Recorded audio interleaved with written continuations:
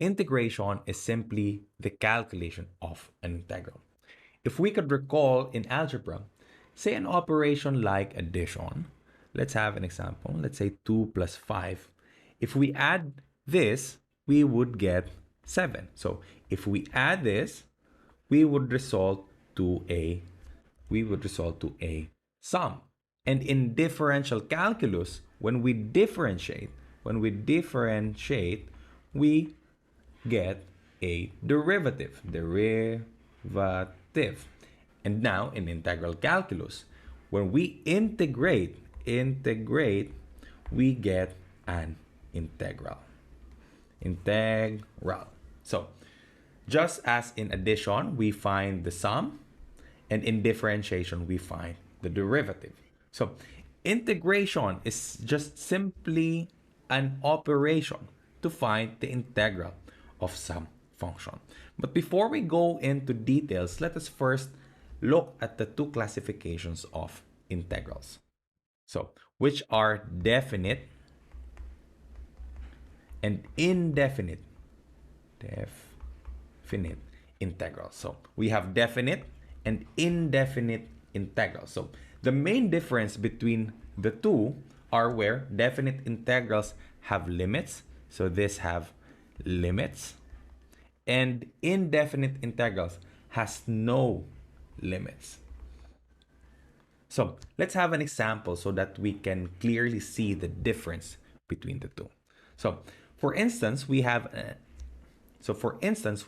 algebraic expression of, let's say, x squared minus 2x plus 5, and have the integration symbol before the expression, which is just an elongated S sign, which denotes integration. And take note that when integrating, we always indicate what variable are we integrating the function with respect to. So in this case, we want to integrate this function with respect to the variable x. So we indicate this with a differential x after this expression. So in this case, this is now what we call indefinite integral. So this is now what we call indefinite integral since it has no limits. So how do we convert this into a definite integral which has limits? So let's copy this. So since definite integral must have limits, all we need to do is just indicate some limits. So let's have from 1 to 6. So this is the lower limit and this is the upper limit. So we now have some boundaries. Remember that definite integral have defined limits or boundaries. So let's have another example and let's just keep it simple. So let's use a different variable for variety. Let's say 2y, and we have differential of y, and let's say we have an upper and lower limit of x and 5x. So to convert this into an indefinite integral, all we need to do is just remove this limit. So this is now an indefinite integral.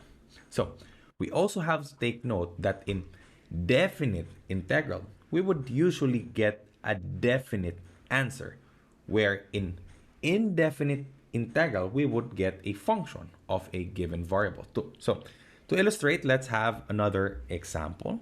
Let's just keep it again simple. So 4x plus 3. So let's say we have an upper and lower limits of from 1 to 3. So in this case, the answer of this is equal to 22. And for an indefinite integral, if we remove these limits, let's say 4x plus 3 dx. Oops, I forgot the differential of x. And in this case, the answer of this is 2x squared plus 3x plus c.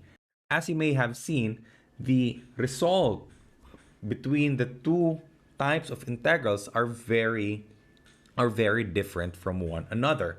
So in our next video, we will focus more on indefinite integral. So see you on the next video.